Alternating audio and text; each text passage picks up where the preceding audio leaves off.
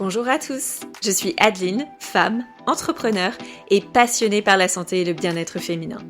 Ma philosophie, le savoir, c'est le pouvoir. Et quoi de plus puissant que de connaître son propre corps, comprendre son fonctionnement et maîtriser les réflexes préventifs à adopter pour véritablement prendre le contrôle de sa santé et de son bien-être en tant que femme. C'est au travers de discussions franches avec d'autres femmes, amis, proches ou encore collègues, mais également avec des professionnels de santé que j'ai pensé pourquoi ne pas partager ces situations, ces découvertes et autres pépites de la vraie vie avec vous toutes et tous. Bienvenue sur Naviguer sa féminité, le podcast où nous allons partager connaissances, informations et expériences pour que nous puissions toutes prendre le contrôle de notre santé et de notre bien-être tout au long de nos vies de femmes. Alors, c'est parti!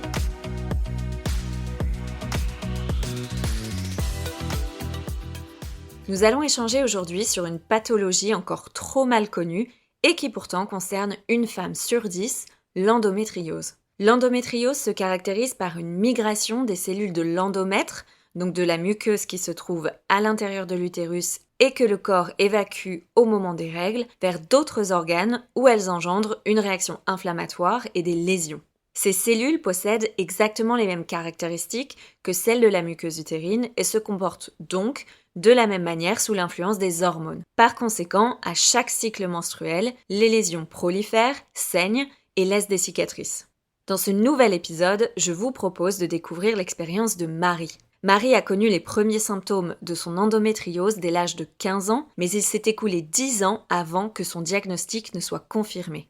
Ce qu'a vécu Marie est le reflet de ce que beaucoup d'autres femmes atteintes d'endométriose ont pu vivre et vivent encore. Elle nous partage son expérience, ses combats pour faire entendre son mal-être, mais aussi ses conseils qui, je l'espère, aideront d'autres femmes atteintes de cette pathologie. Hello Marie! Hello Adeline! Je suis ravie de t'avoir en tant qu'invitée sur ce nouvel épisode de Naviguer sa féminité. Aujourd'hui, tu vas nous partager ton parcours pour faire diagnostiquer ton endométriose, qui, on peut le dire, a été semé d'embûches et de difficultés. On va également se parler de la manière dont l'endométriose a pu affecter ton quotidien, ton bien-être, tes projets et comment tu vis encore aujourd'hui avec cette pathologie. Mais avant de se plonger dans le vif du sujet, j'aimerais que tu puisses te présenter à nos auditeurs. Eh bien, je m'appelle Marie, j'ai 34 ans, j'habite en Seine-Maritime sur la côte, à côté de Veules-les-Roses. Je suis musicienne, j'enseigne l'accordéon et également la formation musicale et je suis chef de chœur en conservatoire. Super. Donc, une artiste, musicienne Tout à fait, artiste. Super. complète. Alors, on a déjà eu l'occasion d'échanger, toi et moi, sur ton parcours et sur ton récit, que j'ai trouvé hyper intéressant et qui, je pense, va probablement faire écho à beaucoup de femmes qui, elles aussi, vivent avec cette pathologie, diagnostiquées d'ailleurs ou pas encore. Et c'est la raison pour laquelle c'était hyper important pour moi de pouvoir te faire une place sur ce podcast et discuter de ton expérience avec ton endométriose. Est-ce que tu pourrais nous dire un petit peu comment les premiers symptômes sont apparus chez toi, à quel âge, et les grandes étapes qui se sont succédées jusqu'au diagnostic? Oui, donc mes premiers symptômes sont arrivés à l'âge de 15 ans, donc en 2005. J'étais donc réglée depuis 3 ans, je n'avais jamais eu aucune douleur. Mhm. Et à partir de 15 ans, donc les douleurs sont apparues en même temps que les règles. Au départ, je n'avais pas de douleurs hors les périodes de règles. Ok. Donc, comme les douleurs étaient très intenses, avec ma mère, on a décidé de prendre rendez-vous chez une gynécologue Mhm. qui, au départ, m'a dit que c'était normal. Voilà, qui était en plus assez froide du souvenir que j'en ai, qui m'a fait très mal sur l'examen. Donc, quand je suis ressortie, je me suis dit, bon, alors c'est normal, et en plus ça fait mal, donc je n'y retournerai pas. Donc, j'ai eu quelques années où les douleurs se sont répétées à chaque fois en période de règles. Et autour donc de 18 ans, avec l'arrivée donc des premiers rapports sexuels, les douleurs ont commencé à arriver également en dehors des règles. D'accord. C'est-à-dire pendant les rapports, après, et ensuite c'est arrivé tout simplement avec le transit, aller à la selle, aller faire pipi. Donc j'avais ces douleurs-là qui venaient en plus donc des règles. Et à l'âge de 22 ans, c'est là où vraiment j'ai eu une année en 2012 où c'était pas possible. En plus, je venais d'être diplômée, donc j'avais de plus en plus de concerts. Et là, les douleurs, rien que de porter mon accordéon, c'était trop douloureux. Je me suis dit non, là, donc je n'avais revu aucun gynécologue depuis mes 15 ans, depuis cette Donc, dame. entre 15 ans et 22 ans, tu n'as pas refait de suivi gynécologique du tout, Non, à cause du de tout. cette mauvaise expérience que tu avais eue, du Oui, coup, la ah oui. première fois. Ouais, une expérience douloureuse et je m'étais dit non, là vraiment j'irai si nécessaire. Donc Ouais. 2012, j'en pouvais plus, donc j'essaie de changer d'endroit pour me dire voilà, je vais pas retomber sur la même. Donc je tombe sur une gynécologue plus jeune qui en fait me dit que c'est la contraception qui avait été prescrite par mon médecin qui n'était pas adaptée et que c'était voilà ça qui me créait les douleurs. Donc pendant 3 ans, elle m'a fait tester plusieurs contraceptions. Alors de tout type, que ce soit des pilules, des anneaux, enfin vraiment plein de choses différentes. Mhm. Euh, et comme souvent les contraceptions, il faut quelques mois avant de constater les effets, eh bien, j'ai dû tester 2 ou 3 contraceptions par an. Et bien évidemment, à chaque fois, c'était un échec. Et donc, je disais, j'ai toujours mal, ça ne change rien. Il y en avait d'ailleurs qui étaient vraiment plus insupportables que d'autres. Ouais. Et en 2015, c'est l'année où là, j'ai dit à la gynéco, écoutez, alors c'est moi qui ai demandé, est-ce qu'on pourrait pas faire une investigation? J'ai jamais passé d'écho, j'avais jamais passé d'IRM, j'avais jamais passé aucun examen. Et pourtant, c'était pas faute de dire là depuis 3 ans que j'avais mal pendant les rapports, pendant les règles, enfin en dehors, même parfois rien qu'à la douche, de se laver, enfin des douleurs qui pointaient comme ça. Mhm. Donc finalement, j'ai réussi à obtenir un examen fin 2015, donc c'était en décembre, Mhm. un IRM. Et je me souviens que la gynéco, en me prescrivant cet examen, me disait c'est vraiment pour te rassurer parce que je pense qu'il y a rien quoi. Vraiment à l'examen, quand elle faisait les touchés ou les palpations, elle me disait que ça avait pas l'air pathologique. Donc D'accord. 23 décembre 2015, le diagnostic tombe. Donc endométriose profonde avec kyste sur l'ovaire, des adhérences, les ligaments utérosacrés atteints. Alors il y avait rien dans le cul-de-sac de Douglas, mais c'était vraiment très très compact quoi au niveau des ligaments utérosacrés derrière l'utérus. Enfin voilà, il y avait une grosse endométriose profonde. Mhm. Donc, premier diagnostic soulagé et en même temps triste parce que je me suis dit mélange d'émotions. Je me doutais bien que ça n'allait pas et en même temps, depuis tant d'années que je souffre, il y avait quand même une part de soulagement Ouais. dans la douleur, quoi. Parce qu'au moins, tu Et poses effectivement un nom dessus, tu poses une cause dessus, puisqu'au finalement, donc ce diagnostic, tu l'as eu fin 2015. oui, Et fin 2015, donc c'était plus ou moins 10 ans, exactement, 10 ans ouais, après tes premiers symptômes et après ta complètement. première visite aussi chez la gynéco, puisque tu m'avais dit Oui, après 15 ans. oui, c'est exactement ça, 10 ans pile. Mm, Donc c'est un long parcours, un très très long parcours pour te faire diagnostiquer. ouais, Et du coup, ouais, très, très long. 10 années de douleur sans savoir d'où la douleur vient. Donc, j'imagine effectivement que le Ouais, fait de te dire, bon, bah, oui, vous avez de l'endométriose, c'est un soulagement énorme parce qu'enfin, Oui, tu te dis, bon, bah, je sais, je connais la cause de ces douleurs ouais, et de tous mes problèmes.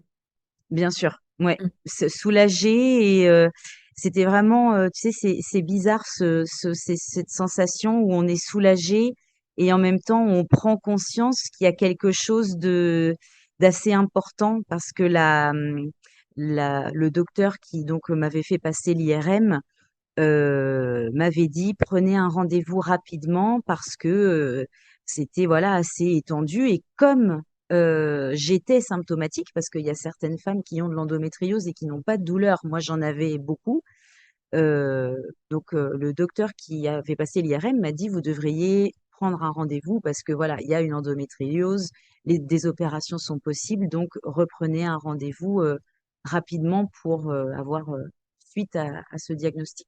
Mhm. Et qu'est-ce qui s'est passé après le diagnostic? Est-ce on t'a proposé des traitements? Quelles ont été les étapes qui sont intervenues ensuite? Alors beaucoup d'étapes, Adeline. Alors, quand j'ai repris rendez-vous pour faire le point sur, justement le résultat, je m'attendais un peu à la réponse de la radiologue, c'est-à-dire on va me proposer une opération. J'avais moi-même de mon côté regardé un peu sur internet. J'avais vu que les chirurgies étaient possibles de plein de sortes, par voie naturelle, par cœlioscopie, enfin donc je me suis dit: «Bon, il y a un espoir» et stupeur quand je suis arrivée, donc j'ai laissé passer les fêtes, j'ai dû avoir un rendez-vous début janvier, enfin courant janvier 2016. La gynécologue, était surprise de ce diagnostic, en me disant, «Ah mais c'est vraiment un diagnostic, important, mais on ne va pas opérer parce que, j'ai pour principe de ne pas opérer les patients qui ont moins de 30 ans». Alors j'ai pas D'accord. spécialement demandé la raison, mais elle m'a dit ça. Donc elle a changé ma contraception et a commencé à me donner du coup des antidouleurs un peu plus forts. Donc j'ai commencé vraiment des anti-inflammatoires, plus Spasfon, plus, voilà un petit combo, de d'antidouleurs qui était quand même, efficace, Ouais. mais qui n'empêchait pas les crises et qui n'empêchait pas que j'ai des règles. Donc c'est-à-dire que Hmm. j'étais un peu calmée pour les crises en dehors des règles, mais alors pendant les règles, je n'étais pas calmée du tout. C'était, vraiment des douleurs, alors là, les antidouleurs ne faisaient vraiment rien, complètement. Mhm. Oui, et comme tu Et dis, je au final, ça réduisait les symptômes, mais ça ne solutionnait pas la cause, la source. C'est ça, Mhm. exactement. Et je me souviens que donc pendant 2016, j'ai repris un rendez-vous avec elle donc en septembre parce que, j'ai tenu donc, un peu plus de la moitié de l'année et en septembre, j'avais repris un rendez-vous en disant, là, bah, les douleurs pendant les règles, clairement, mais les médicaments ne font vraiment rien, absolument rien. Mhm. Et là, je demandais vraiment une opération, et elle me dit donc elle m'a parlé, c'était par rapport à la fertilité. Alors j'avais déjà exposé le fait que, voilà, je ne voulais pas d'enfant, et que, là, je voulais simplement, vivre, bien, Ouais. apaisée, sans douleur. Mais elle m'a convaincue de pas me faire opérer en me disant que de toute façon, c'était dans ses valeurs et qu'elle m'opérerait pas avant mes 30 ans. Et Donc la raison de cette conviction qui était la sienne de dire qu'elle ne souhaitait pas te faire opérer avant 30 ans et que de manière générale, elle ne souhaitait pas opérer les femmes avant leurs 30 ans, est-ce qu'elle a expliqué d'où cette conviction venait ou quels étaient ses arguments? eh ben, justement, aujourd'hui, je ne m'en souviens pas. J'ai pas eu l'impression à l'époque que c'était clair. Je l'ai vraiment pris comme, apparemment avant 30 ans, on pourrait presque regretter, de s'être fait opérer parce qu'en fait, il fallait m'enlever un ovaire, c'était risqué pour, ma D'accord. fertilité, donc en gros, si je change d'avis après mes 30 ans, peut-être que je vais regretter par la suite de m'être, fait opérer Et moi, c'est vraiment comme ça que j'ai pris, en tout cas, l'argumentation D'accord. de la non-opération. Ouais. Ok. Et donc, j'ai encore tenu quelque temps en, enfin, c'était même quelques semaines, quoi, avant de justement faire une espèce d'hémorragie fin septembre. J'étais en concert et j'avais vraiment l'impression que je perdais, enfin, du sang, des glaires. Enfin, j'étais vraiment pas bien. Donc, je vais chez mon médecin Et traitant en qui, dehors de tes règles. oui. Ah oui, complètement dehors des règles. En plus, je venais justement d'avoir mes règles peut-être une semaine avant, donc je ne comprends pas l'origine de cette hémorragie et je voyais bien que c'était différent. Mhm. C'était vraiment depuis une douleur horrible. Donc je vais chez mon médecin traitant qui me dit là il y a quelque chose qui ne va pas, aller aux urgences gynécologiques. Je vais aux urgences gynécologiques là où j'étais suivie D'accord. avec la gynécologue. Et alors ça, c'est le sketch de mon histoire, c'est que je tombe donc sur une interne qui donc commence à m'ausculter et qui me dit qu'elle n'arrive pas à voir mes organes. Donc D'accord. je suis étonnée. Elle me dit je reviens. Et Donc alors là, c'était une échographie pelvienne qu'elle te faisait, oui, c'est c'est ça? ça, D'accord. exactement. Échographie pelvienne. Et elle me dit qu'elle n'arrivait à voir aucun de mes organes sur cette échographie, même pas mon utérus, Rien. Ok. bon, rien du tout.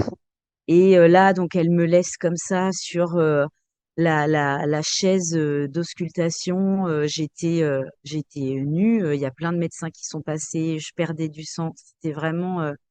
C'était affreux. La dignité en prend un petit coup sévère, quoi. Hmm. Déjà que j'étais dans la douleur. Ouais. Et donc, elle revient. J'avais l'impression que ça faisait une éternité qu'elle était partie.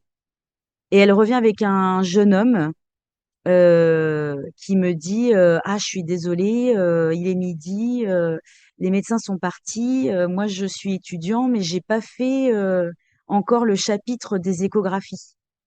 Je me dis ok. Je savais pas du tout ce qui était en train de se passer. Je me souviens, j'étais en sueur, j'étais pas bien.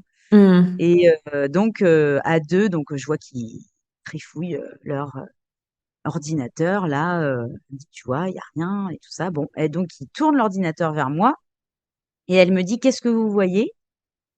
Je lui dis, bah, alors, déjà moi je sais pas comment ça fonctionne et en plus c'est vrai, Oui. l'écran était noir. Je lui dis, bah écoutez, je ne vois rien. Et je me souviendrai toujours de cette phrase. Elle me dit, écoutez, on ne voit rien, on va dire qu'il y a rien.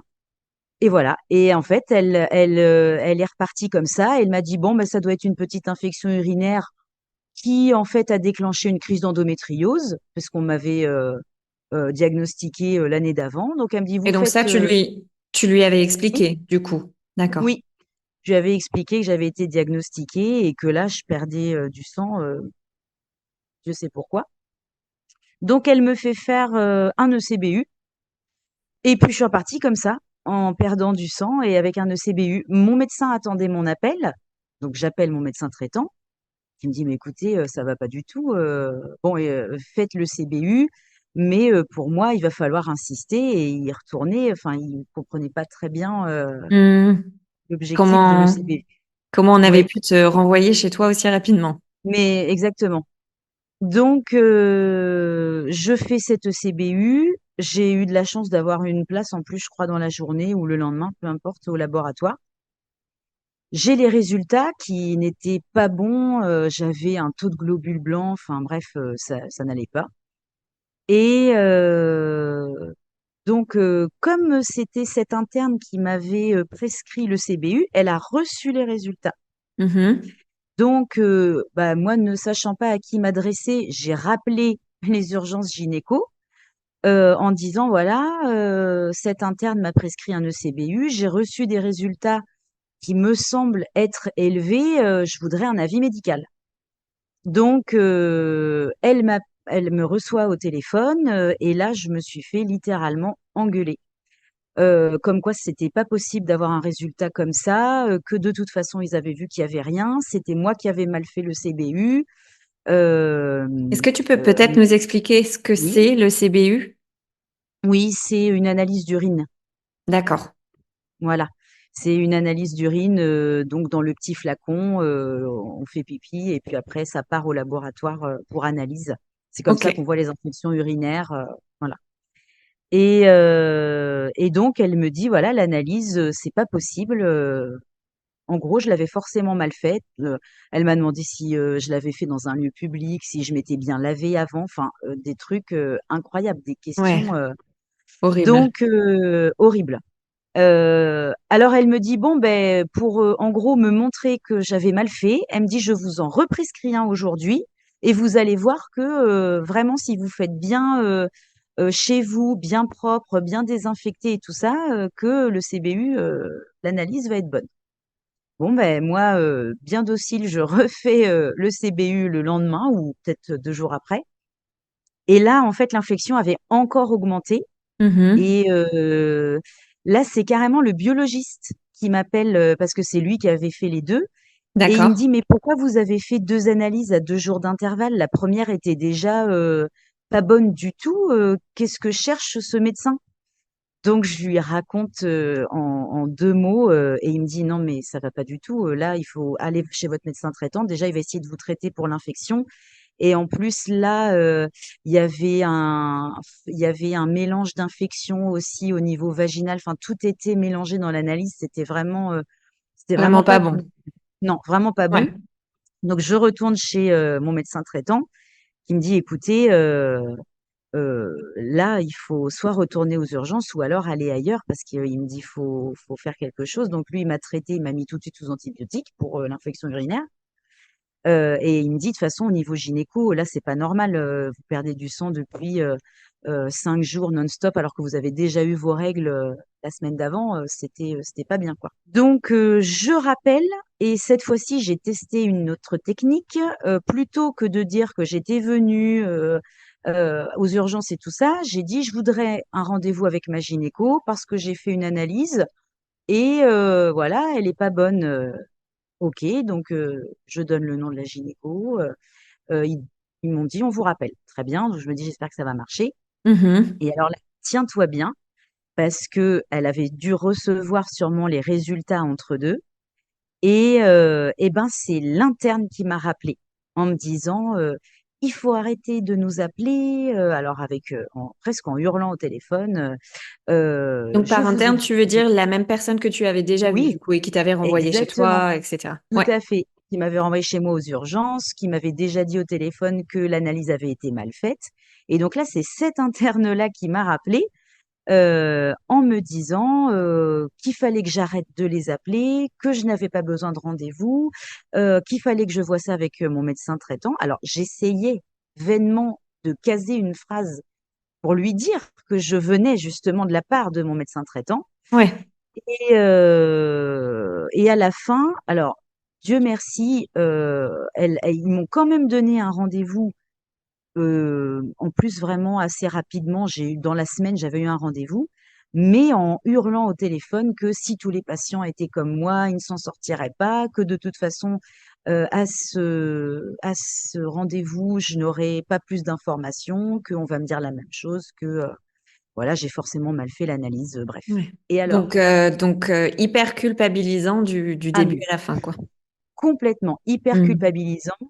Et, tout autre son de cloche lorsque je suis arrivée au rendez-vous, c'est que je ne suis pas tombée sur ma gynéco actuelle, enfin que j'avais à l'époque. Mhm. Je suis tombée sur une gynécologue que je ne connaissais pas et qui, en substance, m'a dit on ne peut pas traiter votre endométriose, on va vous faire un courrier d'adressage et il va falloir aller dans un autre établissement. Donc j'ai eu une lettre très longue et pourtant bien garnie quoi, avec voilà endométriose profonde depuis diagnostic il y a un an parce qu'on était courant là le temps que ça a traîné, on était bien déjà en octobre, novembre, bon. Euh, donc une grande lettre voilà avec merci de faire ce que vous pouvez pour elle, tout ça. Donc je ressors avec ma lettre sans médecin, sans rien. Et, Et j'ai eu quelques semaines où ça a été difficile parce que j'avais l'impression qu'on m'avait larguée toute seule dans la nature avec ma Mhm. pauvre lettre. Je ne savais pas qui appeler, où appeler. Donc j'ai dû chercher par moi-même sur Ouais. Internet médecin, endométriose, voilà. Et j'ai vu qu'il y avait un centre de prise en charge autour de l'endométriose qui était à peu près à 1 heure de chez moi. Ok. Et, et en décembre, je me souviens de les avoir appelés. Je crois que j'étais vraiment au bout du rouleau. Je les ai appelés en pleurs en disant, je me souviens, alors je pense que je ne serais pas morte, mais je leur ai dit, si vous ne me prenez pas en rendez-vous, je vais mourir. Je pleurais, donc je suis tombée sur une secrétaire très gentille qui m'a dit, vous inquiétez pas, envoyez-nous votre dossier et on vous rappelle. Je me suis dit, Mhm. OK, comme d'habitude, je vais envoyer le truc, ils vont pas me rappeler. Eh ben non, là, ils m'ont rappelé euh, dans l'après-midi et j'avais un rendez-vous 2 janvier, donc avec une spécialiste Et qui, donc là, on est en quelle année, du rappelle-moi? coup, janvier 2017. 2017. Ok. Ouais, Donc là, on est 2 ans après ton diagnostic. alors, ça fait 1 an et 1 mois exactement, puisque le diagnostic a été posé le 23 décembre 2015. En fin d'année. Ouais, effectivement. Exactement. Donc, j'ai eu rendez-vous début janvier à ce centre spécialisé. Et donc, j'ai quand même lu la stupeur du médecin que j'avais en face de moi qui m'a dit, mais pourquoi on vous a pas opéré en fait avec Tout de un suite, ouais. résultat comme ça. Voilà. Et elle me dit, là, en plus, du coup, ça fait plus d'1 an que vous n'avez pas repassé d'examen, rien. Donc, potentiellement, ça a pu encore s'aggraver parce qu'on m'avait pas mis en ménopause artificielle. Donc, Ouais. elle me dit, là, on n'a pas le temps. On n'a pas le temps, il faut que vous rentriez à l'hôpital la semaine prochaine et qu'on vous opère. D'accord. Donc, Là, j'ai gros dit, sentiment d'urgence que tu n'avais pas eu exactement. du tout avec les médecins gynécologues précédents, du coup. Exactement, exactement. Donc, je me suis laissée prendre en charge totalement.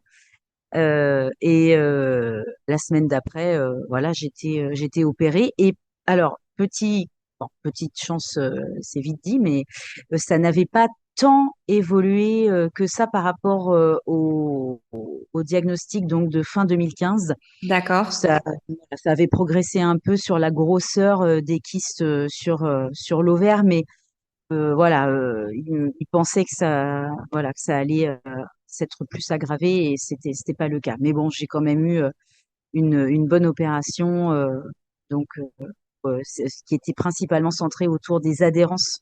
On m'a dit D'accord. en fait c'est vraiment il y a beaucoup d'adhérences qui touchaient l'arrière de la vessie, un peu le rectum aussi, mais voilà, c'était vraiment centré en tout cas sur beaucoup d'adhérences.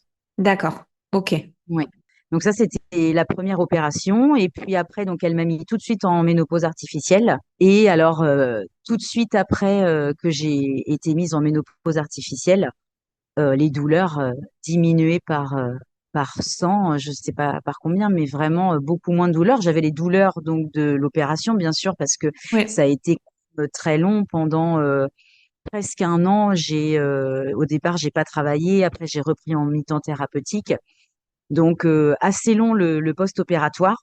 Et j'ai ensuite pris un rendez-vous parce que je sentais que les douleurs, c'était du post-opératoire, mais rien à voir avec les douleurs identifiables des crises d'endométriose, quoi. Et donc, petit à petit, ça allait mieux. À peu près 1 an après, je devais reprendre un rendez-vous pour faire le point. On m'annonce que les médecins ont changé de région. Donc, pareil, deuxième petit coup de massue parce que je me suis dit, mince, qu'est-ce que je vais faire? Il faut quand même que je prenne un rendez-vous de suivi. Est-ce que je vais là où ils sont partis? C'était loin. En Oui, tant que patiente, tu n'avais pas du tout été informée du départ non, de ces médecins-là. D'accord. OK. absolument pas. Surprenant. Absolument pas. Ouais, surprenant. Alors, de la part de l'établissement, on m'a dit, les médecins sont partis, mais vous pouvez quand même, si vous voulez, faire un suivi gynéco avec quelqu'un d'autre.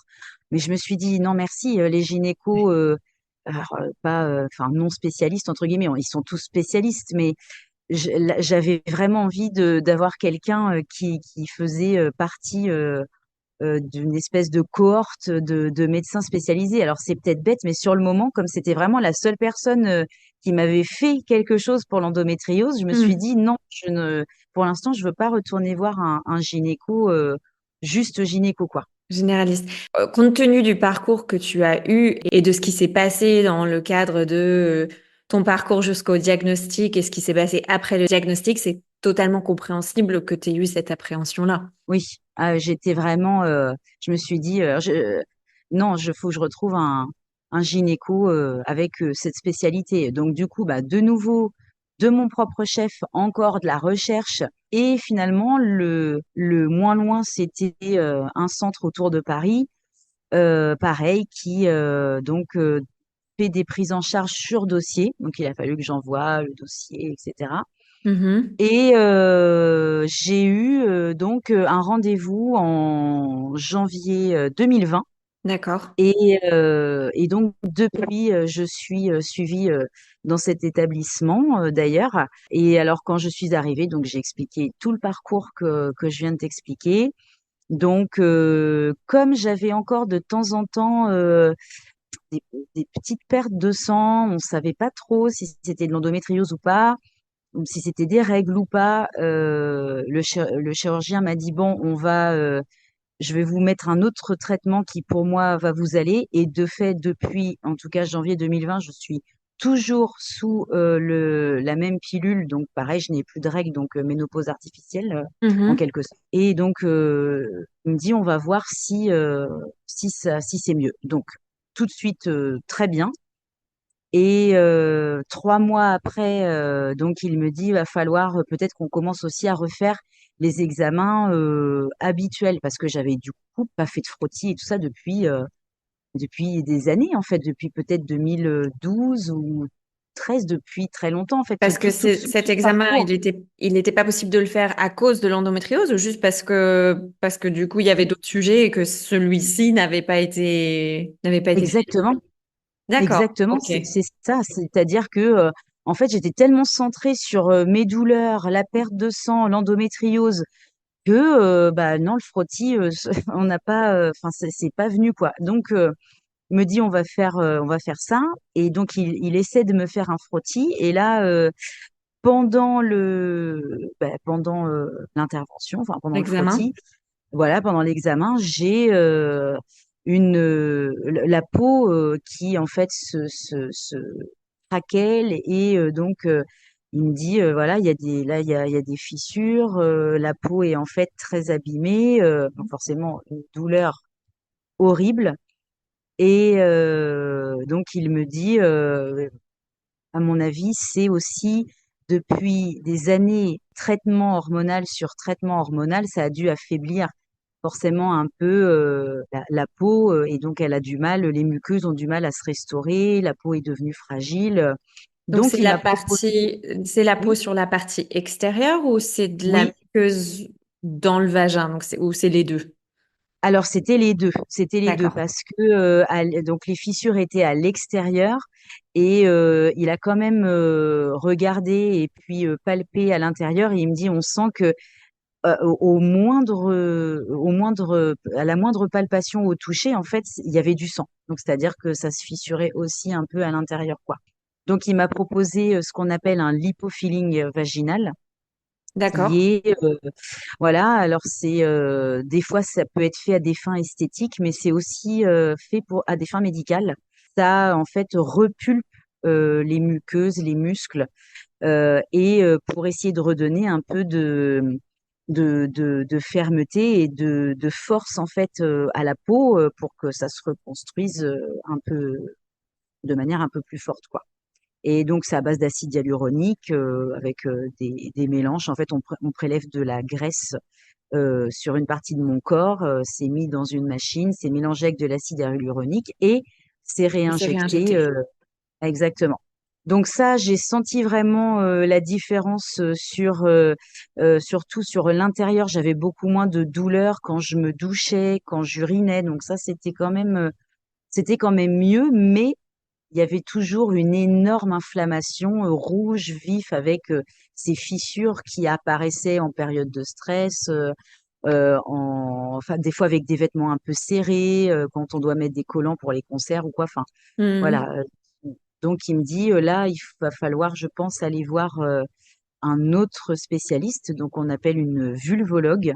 D'accord. Et donc depuis, là, ça fait 2 ans que je suis suivie, 2 ans et demi même que je suis suivie par cette vulvologue où voilà, il y a eu plusieurs étapes. Elle m'a dit voilà, en effet, il y a une grosse déshydratation au niveau de la peau, peau sèche et alors elle me dit on n'a jamais de relation directe, mais c'est vrai que des femmes atteintes soit d'endométriose ou de lichen ou qui ont des pathologies vraiment gynécologiques et qui ont testé plein de médicaments ou de traitements hormonaux, Mhm. voilà, on retrouve souvent une conséquence, voilà, sur la, Sur l'équilibre des ouais, muqueuses. exactement, sur l'équilibre des muqueuses et donc il faut trouver après la bonne crème, qui va bien.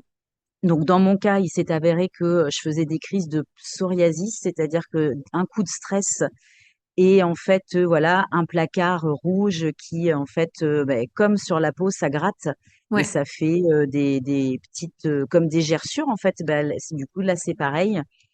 Et donc là, je la vois toujours parce que le parcours quand même assez long et est quand même un peu traumatisant. En tout cas de mon point de vue que Ouais. j'ai vécu, fait que du coup depuis j'ai développé des vulvodynies très fortes, surtout en termes médical. C'est-à-dire dès que il y a un médecin qui doit m'ausculter, j'ai mal alors qu'il y a rien. Là, je veux dire, il y a plus rien. J'ai pas de fissure, j'ai rien, mais le périnée est complètement contracté. J'ai une hypertonie du vagin. Enfin, alors c'est pas du vaginisme parce que j'ai aucun problème avec le toucher ou la pose du spéculum, Ouais. mais c'est l'ouverture du spéculum ou les frottis et tout ça. Il y a une contraction d'un coup et le message envoyé au cerveau, c'est attention, Danger. douleur, Mhm. danger. Donc voilà.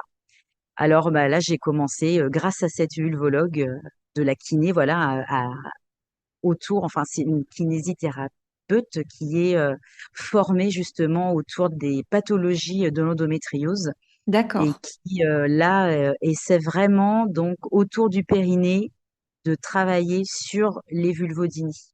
Comment est-ce que tu vis aujourd'hui avec ton endométriose, au-delà effectivement là des séquelles que tu as encore aujourd'hui, du coup, et qui t'impose de devoir faire cette thérapie, de voir ta kinésithérapeute, etc. Est-ce que, voilà, comment aujourd'hui, est-ce que dans ton quotidien, tu vis ton endométriose et potentiellement tes projets, puisque tu as évoqué notamment la maternité en disant que toi, dès le départ, c'était de toute façon quelque chose, c'était pas un de tes projets, ou en tout cas un souhait de ta part de devenir maman. Le parcours pour devenir maman aurait de toute façon été, j'imagine, très compliqué. Oui, tout à fait.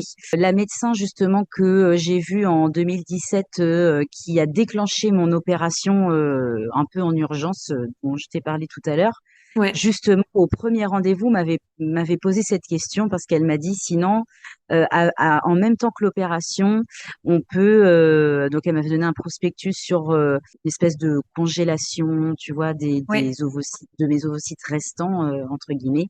Et elle m'avait expliqué comment après justement ce qui allait se passer au moment si je souhaitais devenir maman, ce qui allait se passer en termes d'opération. Et elle m'avait dit voilà ça peut être compliqué. Elle m'avait dit la PMA pour vous c'est pas possible. Il y avait une histoire, je me souviens plus exactement les termes, mais une histoire de pas de qualité d'utérus, mais enfin, avec l'échographie, ils avaient pu voir que la PMA, ils savaient déjà d'avance que c'est ça pas n'aurait possible. pas fonctionné. Voilà, ou elle m'a dit, en fait, ça a une chance sur je sais pas combien, donc elle me dit, c'est vraiment pas ce que je vous conseille. Voilà, j'aurais pu congeler les ovocytes, mais vraiment, c'était pas mon souhait et j'ai apprécié le fait qu'elle n'insiste pas Sur le sujet. je, Mm. voilà, elle m'a posé la question. je lui ai dit, écoutez, on m'a déjà posé 1000 fois la question parce qu'à chaque fois que je voyais un nouveau médecin, ah oui, alors les enfants, mais je dis non, mais je cherche, je veux vivre. C'est Hmm. juste sans, enfin, en Sans essayant d'avoir le moins douleur, de douleur. sans... Voilà. C'était vraiment déjà mon premier but. Et elle m'a dit, OK, et c'est tout. Et je me suis dit, ah, c'est super, voilà, c'est tout. OK, OK, d'accord. Bah, j'ai pu dire, voilà, c'est mon choix Et c'est et tant accepté et accepté. et Donc terminé, quoi. ça c'est ouais, ça c'est bien. Et après, donc par rapport à mon quotidien avec l'endométriose, ce qui me reste quand même, je suis obligée quand même de mettre des choses en place, d'avoir un mode de vie qui essaie de prévenir au maximum les crises. Mhm. C'est-à-dire que je sais que si je fais un effort de porter des charges lourdes, eh ben, ça va me déclencher des douleurs. Alors moi, mes crises d'endométriose se caractérisent par des douleurs dans le bas-ventre et dans le dos, comme une ceinture autour des hanches, Mhm. qui irradie au niveau des cuisses, mais je perds très rarement du sang. C'est-à-dire que D'accord. vraiment, c'est des grosses douleurs, des grosses crises. Et c'est vraiment la perte de sang, elle est associée si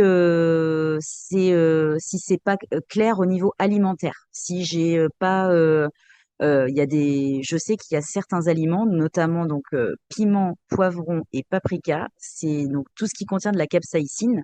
J'avais appelé mon justement le spécialiste avec qui je suis suivie maintenant en disant je comprends pas à chaque fois que je mange un curry ou voilà des nouilles sautées au restaurant ou quoi, je perds du sang et je comprends pas. J'ai eu 2 épisodes très très forts justement. Il m'a dit ah oui oui mais avec le traitement que je vous ai donné, c'est possible qu'il y ait des contre-indications avec la capsaïcine. D'accord. Et alors ça c'est vraiment l'énorme point de surveillance au quotidien. Donc, bien sûr, aucun produit préparé au restaurant. Faut toujours que je demande le contenu des sauces, enfin tout. Ça peut être vraiment, Handicapant au quotidien, oui. ouais, handicapant au quotidien. C'est intéressant ce que tu dis sur la partie nutrition, puisque c'est aussi un sujet, ou en tout cas un axe qui est important chez les femmes qui ont de l'endométriose, à adapter justement, parce qu'il y a des choses qui, bah, comme toi par exemple, là tu le disais, sont pas compatibles avec ton traitement. Il y a des nutriments très spécifiques qui peuvent accentuer ou aggraver en tout cas les symptômes qui sont liés à l'endométriose. Mais à l'inverse, il y a aussi des nutriments qui peuvent aider à soulager certains symptômes. Et c'est vrai que bah, pour beaucoup de femmes qui souffrent d'endométriose, elles doivent et elles adaptent leur régime alimentaire de manière générale pour justement faire en sorte d'avoir plus de ces, entre guillemets, bons aliments qui va aider à soulager les symptômes et moins de ce qui potentiellement va déclencher les crises. Ouais, oui, bien sûr. Mais j'en avais parlé avec la vulvologue et justement la kiné qui s'occupe de moi pour les vulvodynies. Et elle a une amie qui est micronutritionniste et qui s'est formée pour l'endométriose. Et j'ai eu le même son de cloche en tout cas que les spécialistes, c'est-à-dire que bah, en tout cas depuis que je suis suivie par le centre sur Paris, c'est vraiment, il faut que les assiettes soient très équilibrées, avec je fais mes menus, tu vois, toutes les semaines pour éviter le plus tout ce qui est saucisses ou enfin charcuterie en règle générale, Mhm. des produits bruts, pas de produits transformés. Donc batch cooking le lundi, je te dis que ça. Euh, et puis, oui, essayer de n'avoir qu'une fois du gluten par jour et de préférence le midi, parce que la nuit, sinon, avec le dodo et puis la digestion, ça peut favoriser le matin, tu vois, les ballonnements et du coup les appuis sur l'utérus. Enfin, du coup, c'est toute une organisation, alors qui se fait, hein, au départ, on se dit mince, faut que je fasse les menus pour la semaine. Mhm. Et non, ça se fait très bien. Et maintenant, on est enfin, avec même mon conjoint du coup qui qui suit le mouvement, Non, c'est fait, on est bien, on est rodé Ouais. et, Ça demande un certain niveau d'adaptation, mais effectivement, oui, on s'y fait au fur et à mesure. oui. Marie, on approche la fin de l'épisode. Tu as un parcours qui est assez impressionnant dans le sens où il y a eu quand même beaucoup de souffrance dans ton parcours parce qu'il y a eu peu d'écoute, malheureusement, de la part des équipes médicales, ou en tout cas, t'as pas trouvé suffisamment rapidement, on va dire, une oreille attentive ou en tout cas la bonne personne pour creuser les problèmes qui étaient les tiens. Et d'ailleurs, c'est même toi qui a fait la proposition de diagnostic à ta gynécologue de l'époque en disant, j'ai lu des trucs sur Internet, ça ressemble un peu à l'endométriose. Est-ce que ce serait pas une bonne idée de faire l'examen pour soit confirmer, soit mettre ça de côté? Et ce qui, je pense, et je le disais en introduction, reflète finalement beaucoup de parcours d'autres femmes qui sont passées par les mêmes étapes et qui ont fait face aux mêmes difficultés.